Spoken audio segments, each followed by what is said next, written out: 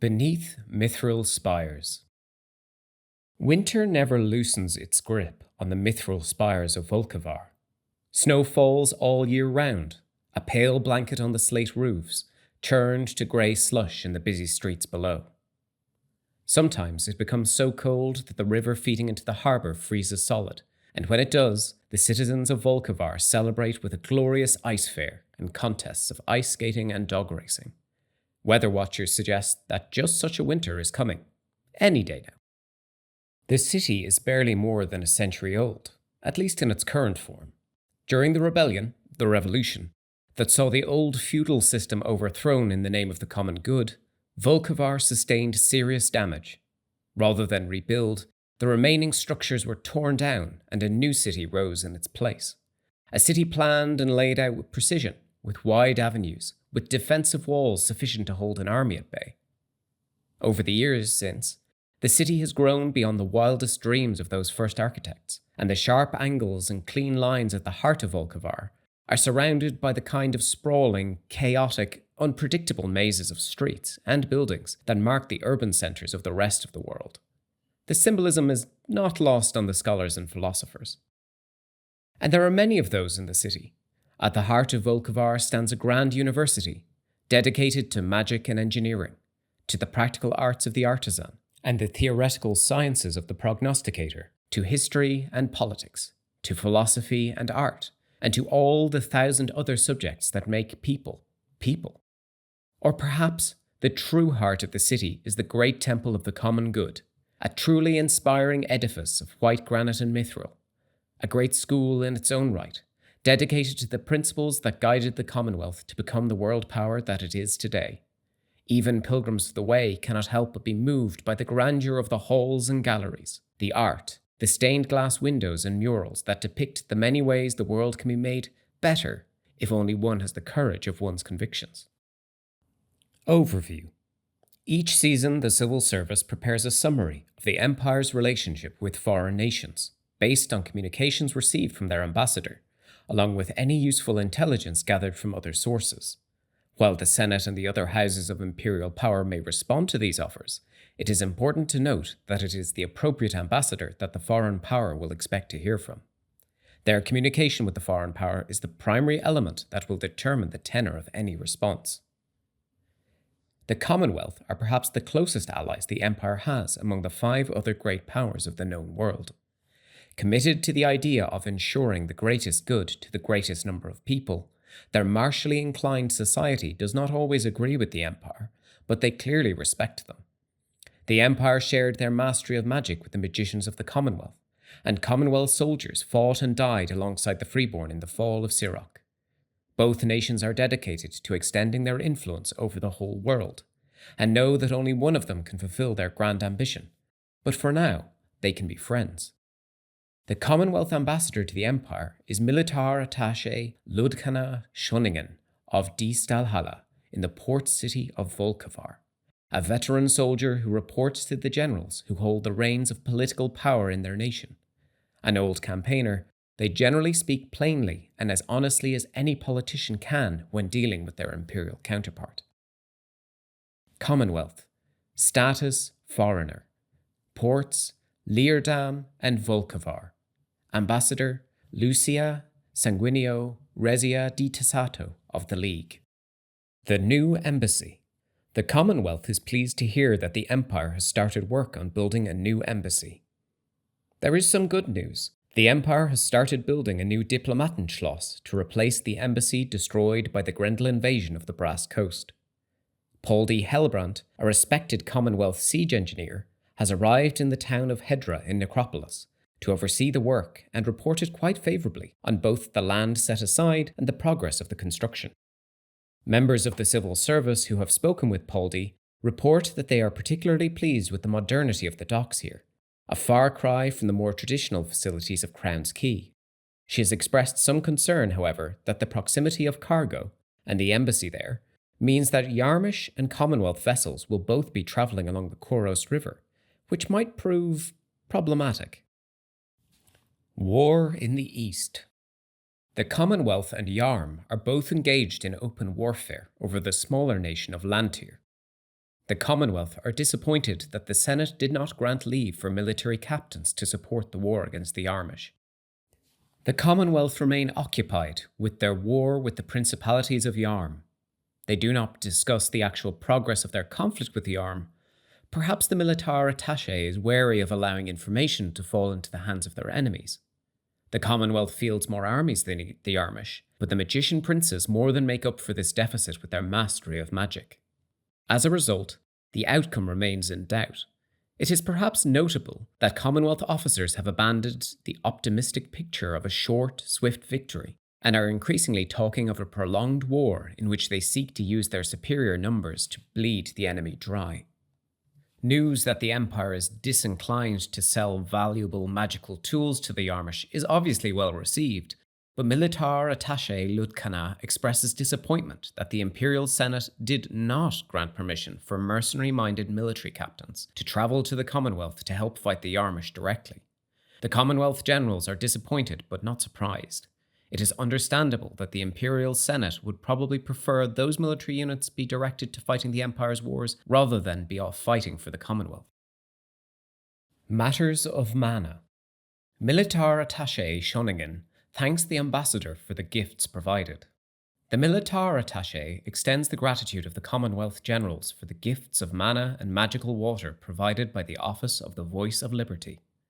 Their gratitude is expressed with diplomatic care. The gift is appreciated, and the mana will be put to good use fighting the Yarmish, but by itself it won't be enough to turn the tide of war. The best civil service estimates suggest that the Commonwealth may have as many as 40 armies, though it is believed that not all of them are deployed against the Yarmish at this time. To give some idea of the scale of the problem, the civil service suggests considering how pivotal the Empire would find it to have a single additional enchantment for one season, while they were fighting a force equivalent to the combined armies of the Druj, the Grendel, and the Jotun. It would be significant, certainly, and much appreciated, but by itself the impact would be muted. Yarm is a great power, equivalent to the Commonwealth and the Empire itself. This is why the Commonwealth proposed the Sternenmetal Tower. Their analysts at the Leerdam University projected that the money raised could be used to purchase anywhere up to 300 crystal mana each season for the duration of the war. These are the kinds of quantities of crystal that the Commonwealth believe it needs if it is to match the Yarmish prowess with battlefield magic. The Freedom Accords. The Commonwealth appear largely unconcerned by the efforts of Yarm and Asavia to build an alliance to oppose the Liberty Pact. There has been some talk in recent months about the Freedom Accord, an alliance put together by Asavia and Yarm in opposition to the Liberty Pact. It is an open secret that the Accord has been working to entice smaller nations, especially the Iron Confederacy, into joining.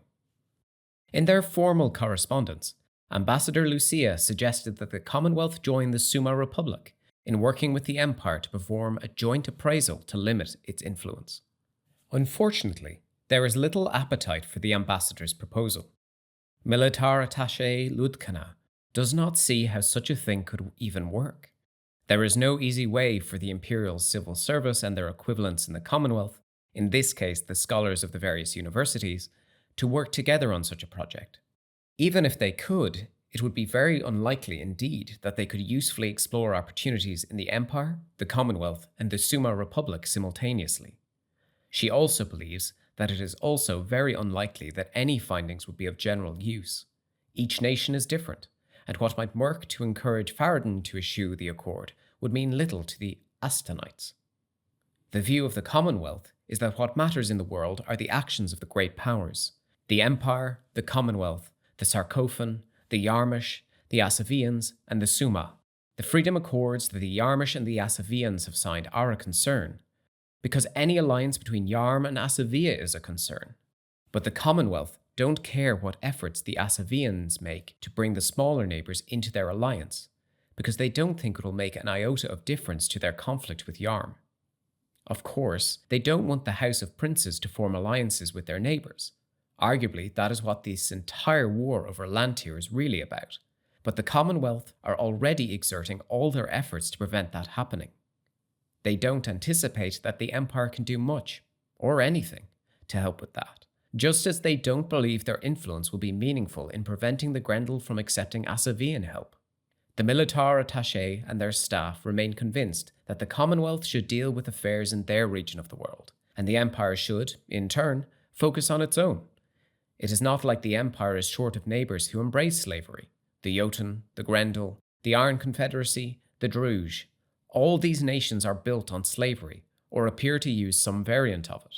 The view of the Commonwealth is that the Empire should focus all its efforts on defeating these threats, since only the Empire is in a position to use armies and magic against them directly.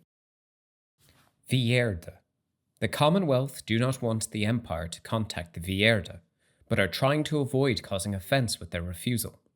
The Senate could send Naomi of Virtue's Rest to open diplomatic channels with the Vierde. The Celestial Arch could use a declaration to ask members of the Order to open diplomatic channels with the Vierde. On that front, the militar attaché politely declines to provide approval for any imperial outreach to Vierde. Technically, they don't ask the Empire not to make contact. Instead, they repeatedly assert that the Commonwealth generals have failed to approve the Empire's request, in a way that makes clear that the state of affairs is not going to change in the future. This is very clearly an attempt to find a diplomatic way to say no. The Commonwealth does not want the Empire to make the attempt, but they also don't want their refusal to offend their allies, unless they are left with no alternative. The civil service advises that this creates a challenge for the Empire. The Commonwealth have been consistent in their belief that each of the three great powers of the Liberty Pact should be responsible for dealing with their neighbours. They don't expect to involve themselves in the local affairs of the Empire or the Summa without an explicit invitation to do so. They haven't explicitly refused the Empire permission to contact the Vierde, but it is painfully obvious that they would rather the Empire stayed away. Pointed references to the Grendel, the Druge, and others are a diplomatic way of suggesting that the Empire mind its own business and focus on affairs at home. Contacting the Vierde will upset the Commonwealth. It would by no means end the Empire's relations with them. There is more that underpins the alliance than that. But it will damage the friendship such as it is, and it will send a clear message to the Commonwealth, a reminder that the Empire intends to pursue relations with those nations that bordered the Commonwealth, regardless of their allies' feelings on the matter. Both of the options identified last season remain viable. The Imperial Senate could spend 60 thrones to pay for Naomi of Virtue's Rest to undertake a follow-up expedition to the Sea of Steel with a view to attempting to open diplomatic relations with them. It would require the Senate to authorize the work and would use one of the available opportunities to commission an appraisal for the season. Alternatively, the Grand Master of the Celestial Arch could use a declaration of concord in conclave to ask the magicians of their order to make the attempt. It would only require a single declaration, but it would take 6 months to complete and cost 100 mana rather than the normal 20. The ambassador also put forward a suggestion that the Commonwealth might wish to dredge the sea around Rakensgrab to recover resources from the many slaving ships sunk there. The inspiration is apparently the work closer to home, where the Empire is working with the Iron Confederacy to explore the wreckage of the Barabine fleet. The militar attaché appreciates the suggestion, but they do not believe it would be profitable to make the attempt. The remains of 3 navies in relatively shallow water close to Imperial shores are likely to prove a lot easier and more productive to salvage than a scattering of small slaving ships in freezing waters many, many miles away from friendly ports. Across the Sea of Steel. The Senate could use a motion to instruct the civil service to coordinate a series of forays into the Sea of Steel. The expedition would cost 75 thrones and last up to 3 seasons. A naval strength of at least 2,000 would provide contact with a new independent foreign nation each season. O captains, our captains, show courage as many marchers have done so before you. Answer Esteban y del Rio Blanco y Guerra's call to explore the beyond the Sea of Steel. Virtuous for its extension of wisdom, ambition, courage, loyalty to our nation and our empire, pride in your achievements, the prosperity of our people, and vigilance of what lies beyond. Where we used to say, nothing further beyond, let us change our tune. Fredegar Bloodmouth. Summer Solstice, 386 YE. Upheld. Greater majority, 160 votes for, 0 votes against. Freeborn captains, we appeal to the ambition of our fleet owners to answer the call to adventure and courageously sail over the horizon, discovering lands unknown to the east, and bring the wisdom you earn back to the Empire. Estevanico y Haim, Summer Solstice 386 YE, upheld 86 votes for, 8 votes against. The Sea of Steel is a mystery. Imperial captains know how to reach the major ports of the Commonwealth in Yarm, but most of what lies beyond that is terra incognita. The recent expedition to Rakensgrab discovered Vierda, a single independent nation, but there is a lot more to the coasts and lands of the Sea of Steel than one semi-frozen archipelago. The success of the trip to the Sea of Steel has cultivated some interest in further expeditions. The Freeborn Assembly passed a statement of principle, raised by Estevanico y Haim, calling on sailors to explore the lands to the east. The Marcher Assembly endorsed that discussion. Interestingly, the former, a judgment from a nation well known for its sailors and corsairs, did not receive a greater majority, while the latter, a judgment from a nation with no real maritime tradition to speak of, did. The Empire could capitalize on this interest while it lasts. Mapping the Sea of Steel is out of the question due to the sheer scale. A vast ocean, thousands of miles across. It is not possible for the Empire to produce detailed charts of the waters the way they did with the Bay of Katazar. But the Imperial Senate could use a Senate motion to instruct the civil service to coordinate Imperial fleet captains, heading east to carry out a basic survey of the sea, assessing the extent of the major land masses and plotting their rough positions in relation to each other. The exercise would not be cheap. It would cost the Senate 75 thrones and take 3 seasons to complete, but it would provide a lasting improvement in the Empire's knowledge of the world. If the Senate chooses to commission the civil service to support such a project, following the autumn equinox, it will create an adventure for Imperial fleet captains, Journey to the Sea of Steel, which will be found in the Independent Action dropdown and supported by enchantments that assist in such endeavours. Captains would receive random production just as for any other independent action. Enchanted or upgraded fleets would receive commensurately more as standard. If enough Imperial fleet captains supported the expedition, then it would also allow the Empire to seek out the smaller independent nations distinct from the Commonwealth and Yarm that must surely lie there, just as there are smaller independent nations around the Empire.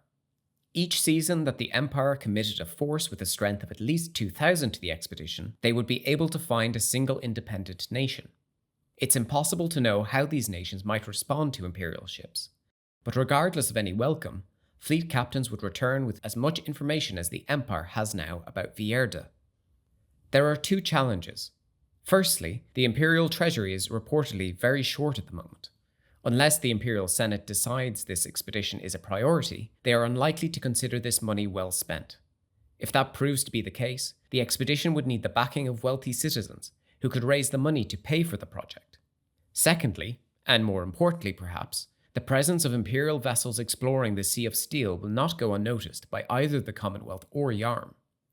In the face of a polite request to stay out of the Commonwealth's backyard, this will be taken quite poorly by the Empire's ally. The Yarmish have less invested, but will likewise assume the worst from Imperial ships in waters they traditionally consider their own sphere of influence. While Yarm is hardly friendly with the Empire at the moment, relations are thawing a little. This would almost certainly arrest that thaw. Asavian envy. Fewer Commonwealth vessels are trading with Imperial ports due to the bounty placed on trade with the Empire by the Asavian plenum. Imperial fleets have an advantage to trade with Commonwealth ports while the bounty continues. While the Commonwealth are enthusiastic about their trade with the Empire, the bounty placed on all ships trading with the Empire by the Asavian plenum has started being felt. Commonwealth ships are not especially undefended, but fending off opportunistic pirates and privateers and the occasional well-organized pack of Asavian vessels stretches the goodwill of their merchants. There are still Commonwealth ships reaching Imperial shores, but the amount of trade has tailed off dramatically. Militar Attaché Ludkana Schoningen counsels that the Commonwealth cannot spare many warships to escort its vessels due to the war with Yarm. While Volkevar and Leerdam remain open to, and welcoming of, Imperial traders, the Militar Attaché has no intention of putting pressure on Commonwealth captains to undertake the increasingly dangerous trip to Imperial waters, at least not at the moment. They welcome suggestions from the ambassador as to how they might help at this time, but caution that they cannot afford to be at war with two great powers at this time. As mentioned last season, the lack of Commonwealth ships making the trip to the Empire is comparatively good for the Empire's fleet captains. Anyone trading with the Commonwealth this season will see a small boost to their profits, gaining the equivalent of a single rank, thanks to increased demand and, consequently, profits. Shrouded Schloss. The magicians at the Lyceum Schloss are apparently doing quite well despite being cut off from the world. Finally, and somewhat belatedly, Militärattaché Schöningen passes along their thanks to the Empire for their work protecting the Commonwealth magicians studying at the Lyceum Schloss. The misty wards that protect the Island College of Magic have kept the visiting magicians safe as well. Apparently, several messages have been received from the wizards trapped there, reassuring their families and colleagues that they are doing as well as might be expected, surviving on fruit and fish and occasional food parcels delivered by heralds from the Night Realm. There have been requests, however, for an update on the situation outside the Walls of Mist, which are due to come down sometime before the winter solstice. Should they be working with their Imperial colleagues to prepare for another Grendel attack? Is Madriga still in enemy hands? There has been some offhand mention of cataclysmic magic in the area. Should they be worried about it? Ludcana asked that the ambassador speak with the Dean of the Lyceum and provide either reassurance or warning that they can pass on to the Commonwealth wizards trapped on the Lyceum Isle.